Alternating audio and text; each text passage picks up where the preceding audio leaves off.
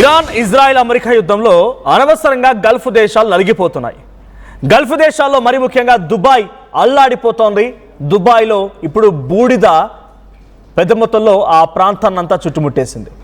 దుబాయ్లో బాంబుల వర్షం కురిపిస్తోంది ఇరాన్. సెంట్రల్ దుబాయ్లో వందల డ్రోన్లు మిసైళ్లతో అటాక్ చేస్తోంది. అమెరికా బ్యాంకులు స్థావరాల టార్గెట్గా ఈ దాడులు జరుగుతూ ఉన్నాయి. దుబాయ్ ఇంటర్నేషనల్ ఫైనాన్షియల్ సెంటర్ పైన ఇరాన్ అటాక్ చేసింది. అమెరికా బ్యాంకులకు ఆర్థిక కేంద్ర బిందుగా ఉన్నటువంటి బిల్డింగ్ పైన కూడా బాంబులతో దాడి చేసింది ఇరాన్.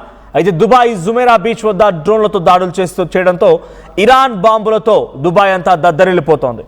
దేశం వదిలి సంపన్నులు సామాన్యులంతా కూడా వేరే ప్రాంతాలకు వెళ్తున్నారు. మీరు విజువల్లో చూస్తున్నారు బూడిద, ఆ ఆకాశంలో నల్లని మేఘంలా కనిపించడంతా కూడా బూడిద. అదంతా పొగ మరియు బూడిదకు సంబంధించినటువంటి దృశ్యాలు. మీరు దుబాయ్ జుమేరా బీచ్ సంబంధించినటువంటి బాంబు సంఘటన గురించి గూగుల్లో సెర్చ్ చేసినా కూడా ఇవే విజువల్స్ వస్తాయి. సో దుబాయ్ ప్రాంతం అంతా కూడా ఆకాశంలో మొత్తం బూడిద చెలరేగుతోంది, బూడిద కనబడుతోంది. సో అక్కడ కొంత ఇబ్బందికర పరిస్థితి ఉంది. సో అమెరికా ఇరాన్ ఇజ్రాయెల్ యుద్ధంలో అనవసరంగా ఇప్పుడు దుబాయ్ నలిగిపోతోంది. దుబాయ్ పూర్తిగా మయమైపోతోంది.